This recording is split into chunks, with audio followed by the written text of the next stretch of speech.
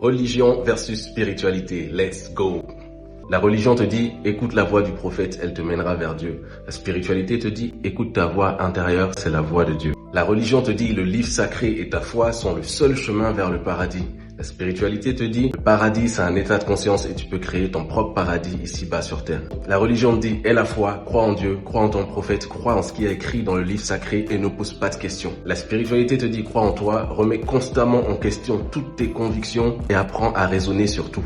La religion te dit, demande à Dieu de pardonner tes péchés sinon tu iras en enfer. La spiritualité te dit, apprends de tes erreurs, pardonne-toi pour devenir quelqu'un de meilleur. La religion divise et hiérarchise les êtres humains. Au sommet, il y a Dieu, ensuite il y a les croyants, ceux qui iront au paradis. Ensuite, il y a les croyants d'une autre religion. Eux, leur place au paradis est un peu négociable, mais en général, c'est mort parce qu'ils suivent le mauvais prophète. Et tout en bas, il y a les non-croyants, ceux d'adeptes d'aucune religion. Alors eux, c'est l'enfer direct. Et la spiritualité, elle ne divise pas, elle unit tous les êtres vivants, peu importe leur croyance et leur religion, car dans le fond, elle sait qu'on ne fait qu'un et qu'on fait tous partie de cette même conscience collective. La religion est humaine, c'est une organisation sociétale avec des règles qui ont été créées par des hommes. C'est un outil de contrôle de la population, c'est un outil politique. La spiritualité est divine, sans hiérarchie, sans règles humaines, elle répond simplement aux règles de l'univers. Pour conclure, la spiritualité existe sans la religion, mais la religion n'existe pas sans la spiritualité. La religion est un chemin vers la spiritualité, mais peut vite devenir une prison spirituelle et un frein à l'éveil spirituel, car elle est corrompue et instrumentalisée par les êtres humains. D'ailleurs, j'ai toujours trouvé l'image du poisson dans le bocal au milieu de l'océan